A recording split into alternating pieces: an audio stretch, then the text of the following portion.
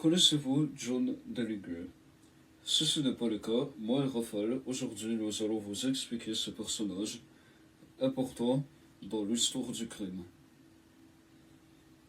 John Deligue est né le 22 juin 1903 à Oak Hill, en Indianapolis. Son père travaille comme épicier et son atmosphère familiale est disciplinaire, dure et répressive. Sa mère est morte à 3 ans. Il quitte l'école et obtient un emploi dans une usine très jeune. Très jeune, John Deligue quitte l'école et cherche un emploi dans une usine. Certes, il sera ennuyé souvent et il restera dehors presque pendant de très longues nuits, à rien faire.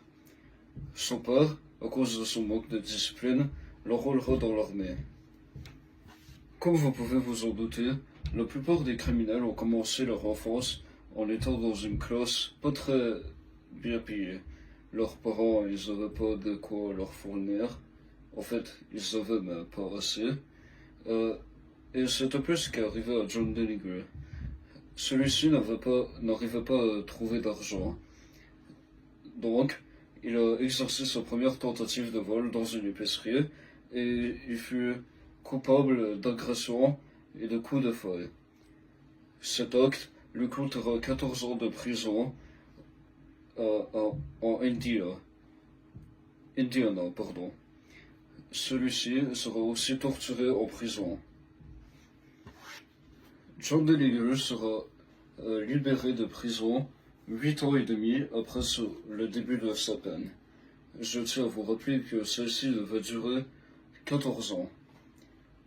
Dès sa libération, il décide de cambrioler une banque à Boston.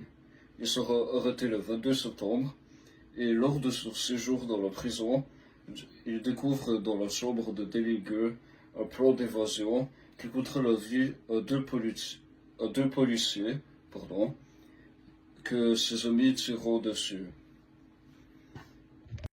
L'un de ses plus grands coups était lors d'un braquage dans une épicerie avec son ami Ed Singleton.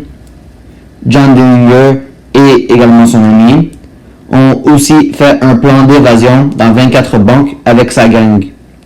Et 4 établissements de police sont à la recherche.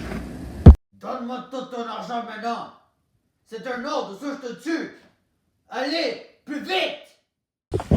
Voici un petit mot du propriétaire de l'épicerie après le braquage de John Deligue et de son ami.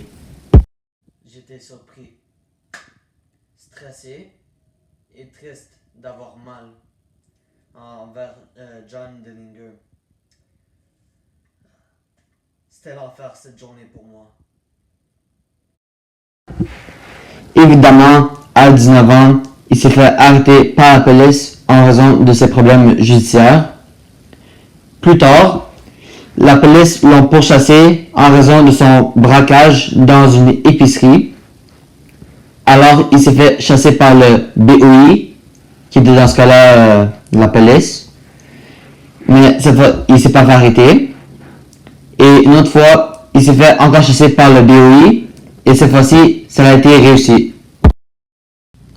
Et finalement, on peut déclarer que le 22 juillet 1934, John Deligue est officiellement mort par 4 balles lors d'un appel de la propriétaire d'un bordel à Chicago, qui était Anna Kumpanas, une prostituée roumaine. Vous avez bien fait de nous appeler. Merci pour votre collaboration, Madame Koupanas.